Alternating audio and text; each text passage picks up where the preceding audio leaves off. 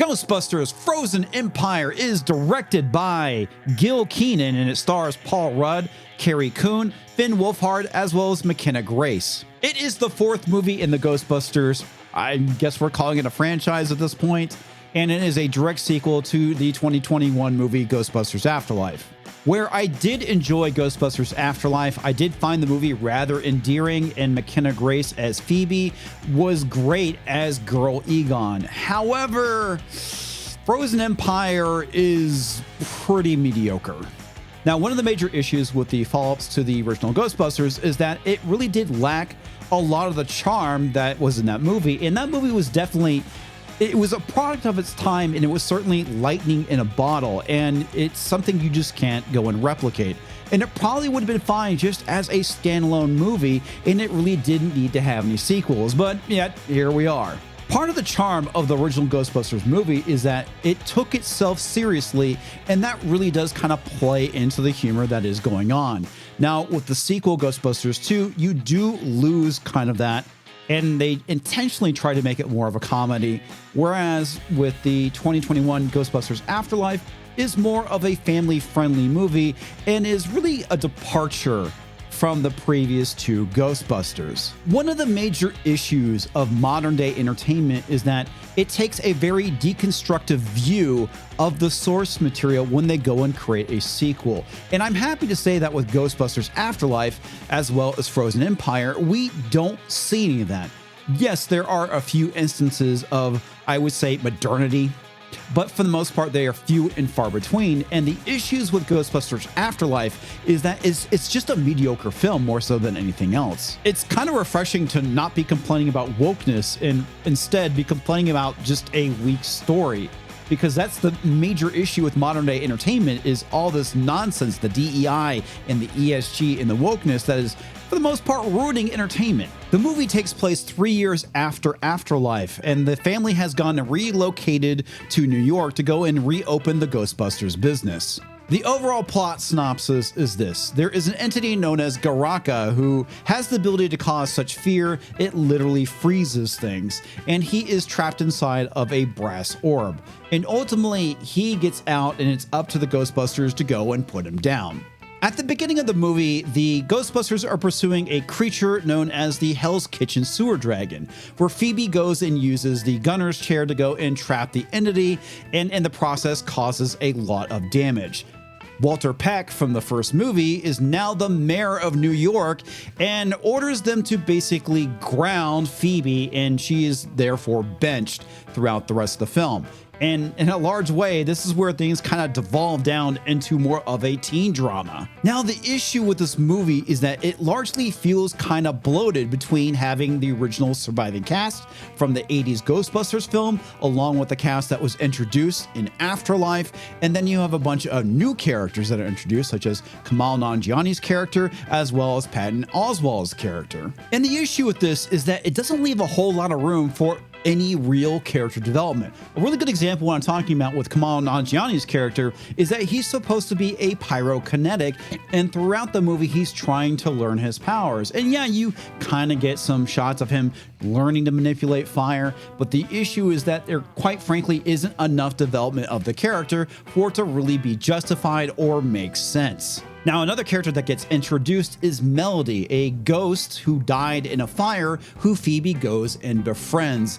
And this is where some of the modernity comes in, because there's definitely some queer coding going on with the character of Phoebe. Largely, the issue I have with this is that, again, the movie's bloated and it doesn't really go and explore anything with it. And it largely feels rather forced.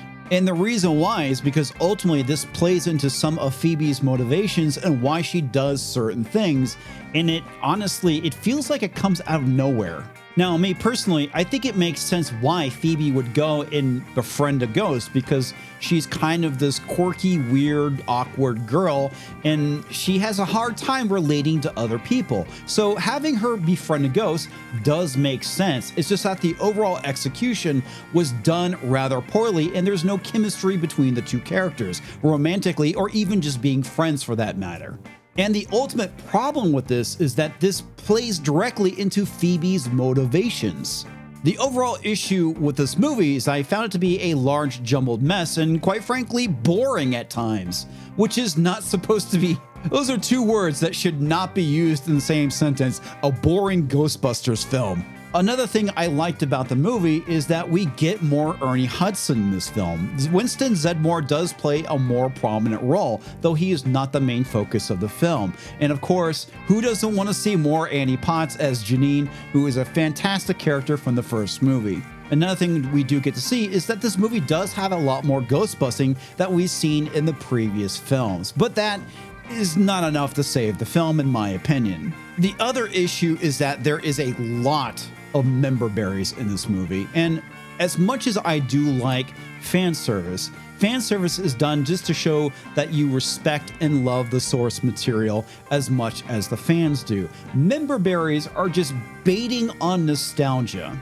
One of the issues I have with Hollywood is that they try and make everything into a franchise, and quite frankly, Afterlife was a fine stopping point for the series of films, but they decided to keep on going. Overall, I have to say this is a movie that was not made for me, and it definitely was targeting a Gen Z audience rather than the Gen Xers that grew up with the original Ghostbusters. Overall, I thought the movie was rather mediocre, and I give it a 5 out of 10. It's not a bad movie, it's not a great movie either, and like I said, at times I found it to be rather boring. Now, over on Rotten Tomatoes, you can see that we do have a bit of a divide. The critics give it 43%, probably because they're still salty over the whole 2016 incident. And the audiences that are watching it do seem to be enjoying this movie. And as far as the numbers are concerned, we're looking at a domestic opening of 45 million and an international opening of 16 million, which isn't half bad. And when you go and compare those numbers to what we see with Ghostbusters Afterlife, as you can see, these two movies are pretty much tracking exactly the same. Now, the one thing is that the budget is a bit more. This is a $100 million film, where Afterlife was only $75 million. And when we go and take a look at the amount of money that is being brought in, it is basically exactly on par with the original movie. And depending on what you're looking at, in some instances, it is actually doing better than Afterlife. Now, one of the issues with Afterlife is that it costs $75 million to make, and if you use the ×3 rule, you get $225 million as the break-even point. And as you can see, worldwide, it only made $203 million. And again, it all depends on the amount of marketing budget that went into this movie. It's a good possibility that it did make money or it did break even, which is the reason why we got a sequel. Overall, I have to say, it's rather refreshing to simply just not like the movie based off of its own merits, rather than the identity politics that are being injected into the movie. Anyway, that is my take. What is yours? Leave a comment down below. Let me know if you saw Ghostbusters Frozen Empire, if you enjoyed it. If you didn't go see it, tell me why as well. Hit that big old thumbs up button if you enjoyed this video. Popping up right about now should be another video. Go and check it out. And I'll catch you next time, folks.